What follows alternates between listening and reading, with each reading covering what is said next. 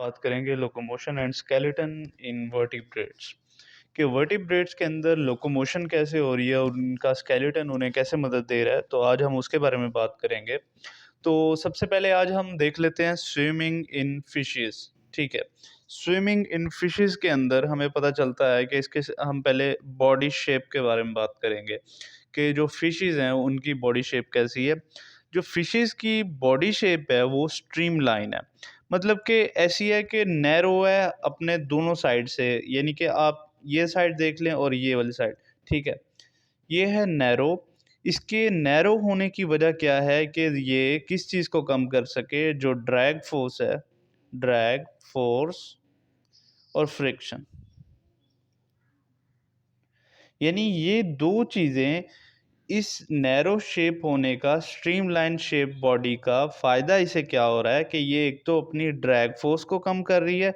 Drag force को हम किस तरह बयान कर सकते हैं? ड्रैग फोर्स को हम इस तरह बयान कर सकते हैं कि अब मिसाल के तौर पे इसे सामने से वाटर करंट्स का सामना है, तो अगर इसकी बॉडी जस्ट फ्लैट होगी तो इसे बहुत ज़्यादा ड्रैग फोर्स, यानी कि उस तरफ से मुज़ाहमत का सामना होगा, पानी से आगे नहीं जाने देगा, स्मूथली मूव नहीं करने देगा।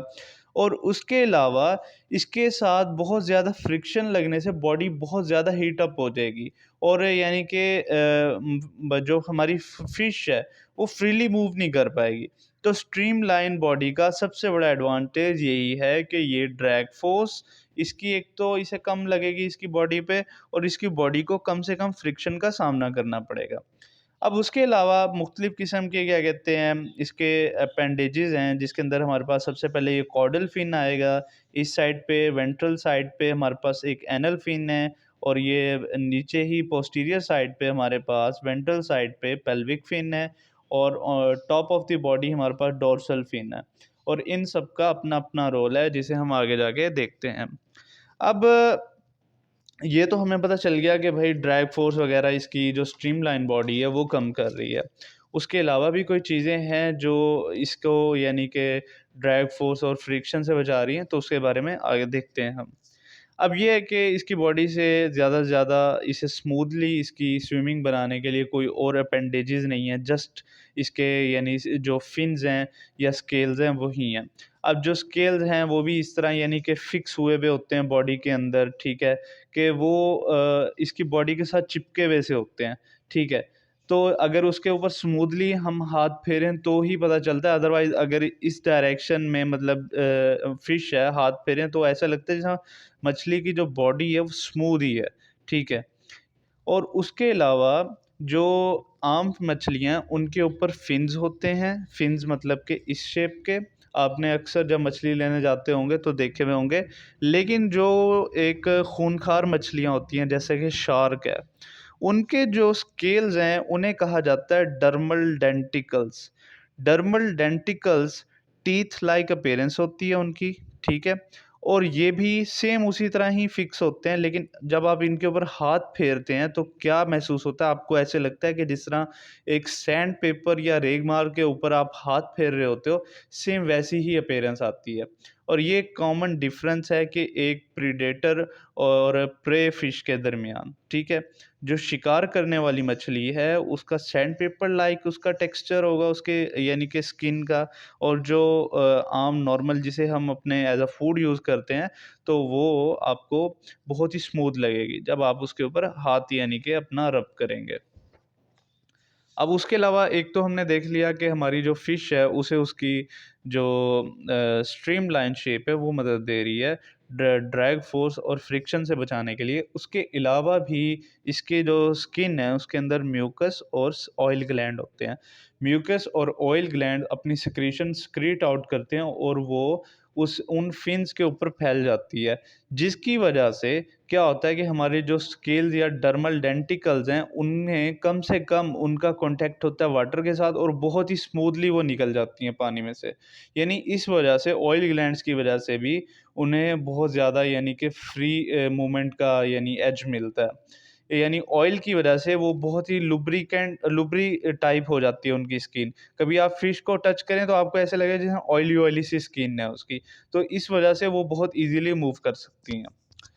अब देख लेते हैं, जैसा हमने बात करी थी कि इसकी ऊपर बहुत सारे हमारे पास यानी जो फिन्स हैं, ठीक है, उनका क्या-क्या रोल है। जो हमारे पास डोर्सल और वेंट्रल अनपेयर्ड फिन्स हैं। ये देखें, ये डोर्सल और वेंट्रल, डोर्सल साइड ऊपर वाली, वेंट्रल नीचे वाली, ठीक है। डोर्सल और वेंट्रल जो हमारे पास अनपेयर्ड फिन है, एक ये वाला हमारे पास अनपेयर्ड फिन है, ठीक है, और एक ये वाला अनपेयर्ड फिन है। अब इनका क्या काम है? इनका काम है कि ये बॉडी को स्टेबलाइज़ करते हैं, ठीक है? ये बॉडी को गिरने नहीं देते, मतलब इधर-उधर टिल्ट नहीं होने देते, ठीक है? यानी कि जो सीधा मूव कर रही होती है, यानी जो सीधी हमारी मछली मूव कर रही होती है, वो किसकी मदद से हो रही है कि ये डोर्सल और वेंट्रल में अनपेयर्ड फिन्स जो हैं, उनकी मदद से मूवमेंट हो रही है। अब इसके अलावा जो हमारे पेक्टोरल और पेल्विक, यानी कि जो हमारा ये यहाँ पे एक इस साइड पे होता है, एक दूसरी साइड पे होता है। पेक्टोरल और पेल्विक एक इस साइड पे, एक दूसरी साइड पे। पेक्टोरल और पेल्विक फिन है, ये क्या कर रहे हैं? ये स्टीयरिंग का काम दे रहे हैं कि जैसे हमारी गाड़ी में स्टीयरिंग होता है ना कि इधर मुड़ना है या इधर मुड़ना है। अब जो मछली ने यानी कि यानी सीधी जा रही है, उसने मुड़ना है, तो मिसाल के तौर पे ये उसका हमारे पास पेल्विक या पेक्टोरल फिन है, ठीक है? अगर ये इसे मूव करवाना चाहे तो यानी इस साइड पे मूव करवा के इसे मोड़ सकता है। तो ये बेसिकली रोल है हमारे पेयर्ड फिन्स का, पेक्टोरल और पेल्विक फिन का। अब जो हमारे पास कॉर्डल फिन है, कॉर्डल फिन मतलब कि जो हमारे पास ये जो आखिर में टेल में फिन लगा हुआ है, ये यानी फिन का क्या रोल है? इसका रोल है कि ये जो हमारे पेयर्ड फिन है, पेयर्ड फिन में हमने किस-किस की बात करी थी? पेक्टोरल और पेल्विक फिन की। ये उसे यानी कि हेल्प आउट करता है कि मतलब जो स्टीयरिंग में भाई किस साइड पे मुड़ना है, तो ये समझो कि ये जो पीछे वाला हमारा कॉर्डल फिन है, ये हेल्प आउट करता है उस डायरेक्शन में मुड़ने का। अब जो सबसे बड़ा एज है हमारी फ़िश को, वो है बायोयेंसी। बायोयेंसी मतलब कि ऐसा इसके अंदर मैकेनिज़्म है, इसके अंदर एक स्ट्रक्चर होती है, जिसे हम कहते हैं स्विम ब्लैडर। स्विम ब्लैडर इसके फ़िश के फेरिंग्स के बाद स्टार्ट हो जाता है। अगर कभी आपने फ़िश करते हुए देखा, तो आपको एक ट्यूब लाइक स्ट्रक्चर नज़र आएगी वाइट कलर की। तो वो एक्चुअली स्विम ब्लैडर होता है। स्विम ब्लैडर क्या करता है कि ये ग्रेविटी को चेंज करने में मदद देता है। जब इस मछलियों ने जब ऊपर जाना हो, तो क्या करते हैं कि अपने अंदर इसके अंदर ऑक्सीजन भर लेती हैं, ठीक है? ऑक्सीजन भरने से क्या होता है कि गैस फ़िश के अंदर आ जाती है और ये ऊपर की तरफ मूव करना स्टार्ट कर देती है। और जब इन्होंने नीचे आना हो, तो क्या करते हैं कि इसमें से ऑक्सीजन या गैस वग़ैरह एक्सक्रीट आउट कर देते हैं, जिसकी वज़ह से इनकी बॉडी हैवी हो जाती है और ये नीचे आ जाते हैं। ये सेम मैकेनिज़्म इस चीज़ को फ़ॉलो कर रही है आर्मी की सबमरीन्स। सबमरीन्स भी आपने देखा है कि वो किसी भी वक़्त प्रेशर लूज़ करके या प्रेशर गेन करके ऊपर या नीचे आ सकती हैं। तो ये बेसिकली थी लोकोमोशन इन फिशेज़, ठीक है? अब हम अपना सेकंड टाइप शुरू करने लगे हैं, लोकोमोशन इन एम्फीबियंस। अब जो एम्फीबियंस हैं, ये ऐसे लिविंग ऑर्गेनिज़म्स हैं जो कि ज़मीन, ऑन लैंड और as well as in water, यानी कि ये ज़मीन और पानी दोनों जगह आपको मिलेंगे, यानी कि ये दोनों जगह ज़िंदगी गुज़ार लेते हैं। उसके अलावा इनकी जो बॉडी है, ये सिमिलैरिटी रखती है फिशेज़ से। फिशेज़ की तरह ऑलमोस्ट इनकी बॉडी होती है और इनके पास जो लोकोमोशन के मीन्स हैं, वो भी ऑलमोस्ट 2 तरह के हैं, क्योंकि ये स्विमिंग भी कर सकते हैं और रिगलिंग मतलब कि कुछ किस्म का यानी कि अपने बॉडी को घिसेड़ के चल सकते हैं ज़मीन के ऊपर। लेकिन इनके अंदर भी वक़्त के साथ-साथ एवोल्यूशंस आई, वो देखते हैं। अब एम्फिबियंस की जो हमारे पास मेजर मिसालें हैं, वो है फ्रॉग है और सैलामेंडर्स हैं। यानी कि ये फ्रॉग और सैलामेंडर इस तरह एक छिपकली टाइप का एनिमल होता है, लेकिन ये थोड़ा-सा बड़े साइज़ का होता है और मुख्तलिफ़ कलर्स में पाया जाता है। अब ये होता है कि स्टार्टिंग में जब एवोल्यूशनरी स्टेजेस स्टार्ट थी, तो क्या होता था कि ये अपनी टांगें यूज़ नहीं करता था। तो ये जस्ट अपनी बेलीज़ पे रिगल करते थे, मतलब अपनी बेली के ही उसके ऊपर इतना इनकी बैकबोन एक्टिव थी कि ये अपनी ही बेली के ऊपर ऐसे-ऐसे करके मतलब गुज़ारा करते थे। या फिर स्विमिंग में अपनी टांगें वगैरह यूज़ करते थे। फिर क्या हुआ कि वक़्त के साथ-साथ चेंजिंग्स आई। इन्होंने क्या करा कि अपनी टाँगों का इस्तेमाल करना शुरू कर दिया और कुछ ने अपनी जो टाँगें हैं, अपने जो लेग्स हैं, उसके ऊपर अपनी बॉडी को अपलिफ्ट करना स्टार्ट कर दिया, ठीक है? और फिर इन टाँगों ने एज़ अ प्रोपेल काम करना शुरू कर दिया, यानी कि इनकी बॉडी को प्रोपेल करना शुरू कर दिया मूवेबल लीवर्स के तौर पे। यानी कि बेसिकली बात की जाए तो ये स्टार्टिंग में जस्ट अपनी जो बेली के ऊपर ही रिगल करते थे, पानी में तो इन्हें था ही था, लेकिन जो ज़मीन पे भी ये ऑलमोस्ट उसी तरह की प्रैक्टिस करते थे, लेकिन एवोल्यूशनरी चेंजिंग्स के साथ साथ इन्होंने अपनी लेग्स का यूज़ करना शुरू कर दिया और इन्होंने अपनी बॉडी उसके ऊपर उठा ली। अब इसकी जो सेकंड मिसाल है एनूरन्स। एनूरन्स मतलब कि हमारे पास फ्रॉग्स या टोड्स हैं, ठीक है? इनके अंदर जो मस्कुलर सिस्टम है वो काफ़ी अच्छा है, स्पेशलाइज़्ड है, वो स्विमिंग और जंपिंग इन्हें करवा सकता है। तो क्या हुआ कि ये अपनी जो यानी जो इनकी हाइंड लिम्ब्स हैं, ये आखिर वाली, ठीक है? इसे बहुत अच्छा यूज़ करते हैं, उसे स्विमिंग और जंपिंग में। तो ये यानी कि दोनों टाँगों को इकट्ठा ही यूज़ करते हैं। अब देखें, ये मिसाल के तौर पे कंडीशन है वाटर के अंदर, ठीक है? अब ये वाटर के अंदर समझो कि ये स्विम कर रहा है। अब ये करेगा क्या? ये पहले अपनी ये टाँगों को जोड़ेगा, ठीक है? और फुल ज़ोर से मतलब कि धक्का लगाएगा इसे, यानी कि थ्रस्ट पैदा करेगा, जिसकी वज़ह से ये पानी के अंदर आगे की तरफ मूव करेगा, ठीक है? ये इसी तरह ही यानी कि पानी के अंदर मूव करेगा। ज़मीन में थोड़ा-सा ये फ़र्क है कि ये जो बैठ जाता है इस तरह, ठीक है? यानी कि ये फिर अपनी टाँगों को ऐसे थ्रस्ट लेता है, जंप लगाता है, मतलब जंप लगा के सेम, बस थोड़ा-सा डिफ़रेंस है। बस ये है कि ये अपने आखिरी वाली क्या कहते हैं हाइंड लिम्ब्स को यूज़ करते हुए ये होपिंग करके मूवमेंट अपनी शो करता है। ये बेसिकली था हमारा लोकोमोशन इन एम्फीबियंस। अब हम स्टार्ट करने लगे हैं लोकोमोशन इन रेप्टाइल्स। रेप्टाइल्स जो हैं वो एडवांस हैं, किनसे हैं? एम्फीबियंस से। एम्फीबियंस की एडवांस फॉर्म जो है वो रेप्टाइल्स के अंदर है लोकोमोशन के वाइज़, ठीक है? इनका जो एडवांसमेंट थी वो इस वजह से थी कि इन्हों इन्हों के जो इनके जो बॉडी थी उसके अंदर बोन्स फॉर्मेशन, ओसिफिकेशन स्टार्ट हो गई थी। ओसिफिकेशन यानी बोन फॉर्मेशन स्टार्ट हो गई थी, जिसकी वजह से इन्हें इनकी बॉडी को मजबूती मिली और इन्होंने बेहतर चलना और लोकोमोशन करना स्टार्ट कर दिया as compare to the amphibians. अब देखा गया कि इनके अंदर सर्विकल वर्टेब्री डेवलप हुई, जिसके अंदर इनके पास एटलस और एक्सिस पाए गए, और जिसकी वजह से इन्हें अपना जो हेड रीजन था उसके अंदर ग्रेटर फ्रीडम मिला मूवमेंट में। और ये अपने इसी सर्विकल वर्टिब्री, जैसे मिसाल के तौर पे स्नेक की बात कर लेते हैं। स्नेक के अंदर ये दोनों एटलस और एक्सिस पाए जाते हैं। आपने देखा होता है वो बैठा होता है और हर एंगल की तरफ मुड़ रहा होता है, ठीक है? मतलब वो उसे फ्रीडम मिल रहा होता है उसके एटलस और एक्सिस की मदद से। और उन्होंने क्या करना, यानी कि उस रोटेशनल मूवमेंट मिलना स्टार्ट हो गई। अब मज़ीद मॉडिफ़िकेशन इनकी बोन्स के अंदर, रेप्टाइल्स के अंदर, अभी हम स्नेक की ही बात कर रहे हैं। किसकी बात कर रहे हैं? स्नेक की। जो रिब्स हैं स्नेक के अंदर वो बहुत ही हाईली मॉडिफ़ाइड हैं। ये देखें, तो ये है मिसाल के तौर पे, ये इसका वर्टेब्रल कॉलम कह सकते हैं हम अपने स्नेक का, और ये साथ में इसकी ये ब्लू रंग में रिब्स हैं।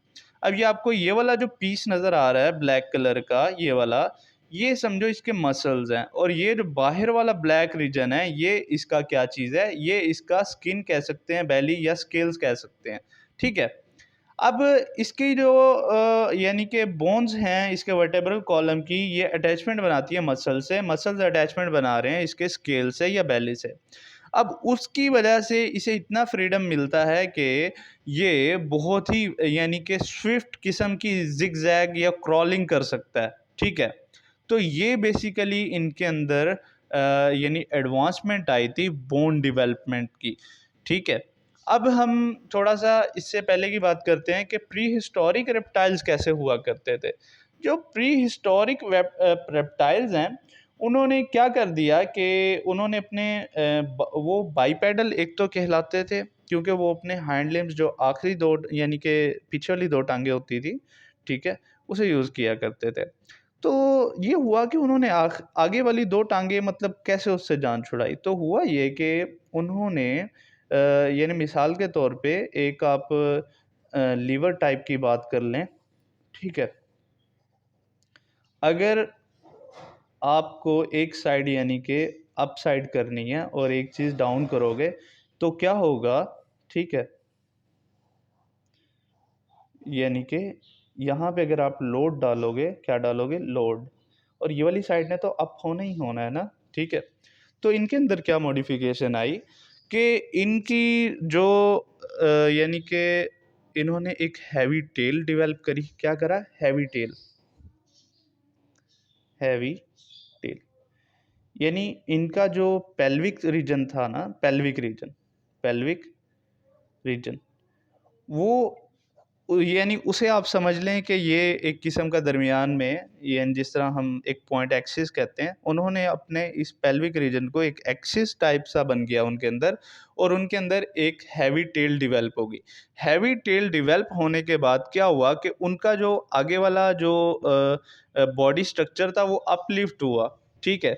अपलिफ्ट होने के साथ साथ उन्होंने वो जो आगे वाली दो टांगें थी उसका यूज़ कम करना शुरू कर दिया चलने में। तो क्या हुआ, उन्होंने अपने दो आगे वाली जो टांगें थी उन्हें मॉडिफाई कर लिया कि लोग चीज़ों को पकड़ने में, कैप्चरिंग में, ठीक है? उन्होंने आगे वाली दो टांगों को कैप्चरिंग के तौर पे इस्तेमाल करने लग पड़े, ठीक है? और मज़ीद फिर एवोल्यूशन उनके अंदर आई। तो एवोल्यूशन से क्या हुआ कि बहुत सारों ने अपने जो वो दो बाजू वगैरह थे उसे विंग्स के अंदर यानी कि कन्वर्ट कर लिया उन्हें, यानी फड़फड़ाने के तौर पे यूज़ कर लिया। ये भी जस्ट एक प्रिडिक्शंस हैं एवोल्यूशनरी हिसाब से कि भई ऐसे-ऐसे हुआ, तो बाकी तो अल्लाह बेहतर जानता है कि क्या हुआ। तो इसे दोबारा मैं रिकैप कर देता हूँ ताकि आपको मज़ीद इसके बारे में समझ आ जाए। तो पहले क्या था, बाइपेडल्स थे, वो अपनी हाइंड लिम्ब्स के ऊपर चला करते थे।